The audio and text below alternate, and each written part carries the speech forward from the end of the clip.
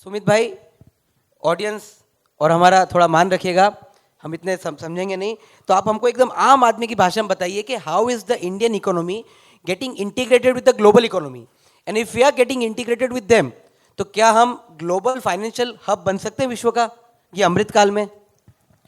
ये एक बहुत इंटरेस्टिंग क्वेश्चन पूछा आपने युवराज भाई, कि आज भारतीय अर्थव्यवस्था जो है वो ग्लोबल इकोनॉमी के साथ टोटली इंटीग्रेट हो चुकी है। इसका मतलब क्या है और इसका पहले के साथ क्या था? जैसे अब मैंने लीमन की बात यहाँ रखी थी, जब लीमन क्राइसिस हुआ तो यहाँ भी स्टॉक मार्केट टूटा, यहाँ के इकोनॉमी को भी इम्पैक्ट हुआ। यहाँ राधर तब मनमोहन सिंह जो कि इकोनॉमिस्ट थे, अपने यहाँ इन्फ्लेशन यूरोप और अमेरिका से ज़्यादा हो गया। आज के तारीख में क्या हुआ है, मोदी जी ने क्या रिफॉर्मेशन लाया? और मैं वापस बोलूँगा, मैंने यहाँ एक बात रखी थी कि इकोनॉमी में कुछ भी होता है तो इमीडिएट नहीं होता है। मैं आपको 2021 में लेके जाऊँगा। 2021 में एक हुआ था G20, एक हुआ था G7 और एक हुआ था UNGA, United Nations general assembly. 3 जगह पे मोदी जी ने एक ही शब्द बोला था, एक ही बात कर रखी थी कि विश्व ने अपने ग्लोबल सप्लाई चेन्स को रिकॉन्फ़िगर करने पड़ेंगे। उसका मतलब क्या हुआ कि पहले पूरा विश्व चाइना पे डिपेंडेंट था। चाइना में कोविड हुआ तो इंडिया तो छोड़ो, इंडिया में हमारे यहाँ मुझे किसी ने बोला कि भैया मोबाइल चार्जर अगर नहीं होगा तो ले लो, क्योंकि चाइना से माल आना बंद हो रहा है। अमेरिका में तो उनके यहाँ मॉल के अंदर डायपर भी नहीं थे और कैप्स भी नहीं थी और टी शर्ट्स भी नहीं थे। क्यों? क्योंकि they were totally dependent on China. Modi ji ने एक ही बात रखी कि वी नीड टू रिकॉन्फिगर। आज जो इंडिया में पूरा इन्वेस्टमेंट आ रहा है, एप्पल का प्लांट आ रहा है, यूपी में एक चाइना की कंपनी ने मीरठ में शूज़ मैन्युफैक्चरिंग कंपनी पूरा शिफ्ट करके उन लोग यूपी में लेके आए। दूसरी इतनी सारी इन्वेस्टमेंट्स आ रही है, Samsung is coming into India, China से दूसरा इन्वेस्टमेंट आ रहा है। बल्क ड्रग्स जो पहले चाइना में बनता था वो इंडिया में बनने लग गया। उसका रीज़न क्या है?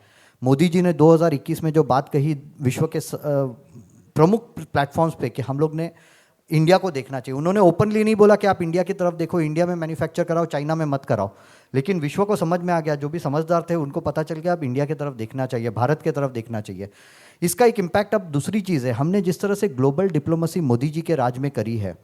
मोदी जी ने अफ्रीका में 22 से 23 एम्बेसीज खोली जहाँ पहले हमारी एम्बेसीज नहीं थी। आज वहाँ इंडियन बिजनेसमैन वहाँ टक्कर दे रहे हैं चाइना को। ये हो रहा है मोदी राज में, और इसका बेनिफिट ये हो रहा है कि इंडिया का इंडस्ट्रीज चलने लग गई, यहाँ इन्वेस्टमेंट्स आ रहे हैं। फैक्ट्रीज जो चाइना में रहती थी, ऑपरेट होती थी, अब वो इंडिया में आने लग गई है और ये आगे बढ़ने वाला है। मैं आपको बोलता हूँ, ये जो इंटीग्रेशन की बात है, यूरोप और अमेरिका अब इंडिया से ज़्यादा माल इंपोर्ट करने लगेगा। यहाँ से एक्सपोर्ट्स बढ़ेगी क्योंकि फैक्ट्रीज इंडिया में आएगी, जो 1947 से 2014 तक नहीं हुआ था इतना बड़ा इन्वेस्टमेंट। दूसरी चीज़ है, China is now facing a global crisis. वहाँ की अर्थव्यवस्था बहुत ख़राब हो गई है, तो अब जो अमेरिका का पैसा चाइना में जा रहा था वो पैसा अब इंडिया में आने लगा है। आज शेयर बाज़ार अपना, हम लोग बोल रहे हैं आज 20,000 का निफ्टी हुआ तो सब लोग ने ताली बजाई, लोगों ने केक काटे खुद के ऑफिसेस में, लोगों ने पार्टियां करी। मैं आज ये मंच पे आपको बताता हूँ, 2047 में 2047 में निफ्टी 1 लाख का होगा, 1 लाख। और उसका रीज़न एक ही है, जो विश्व को जहाँ पैसा लगाना है वो एक ही देश है आज, भारत। जो बाहर के पूंजीपति है, जो बड़े इन्वेस्टर्स है, जो मिडिल क्लास है, उनका फंड का पैसा कहाँ आएगा? वो भारत में आने वाला है।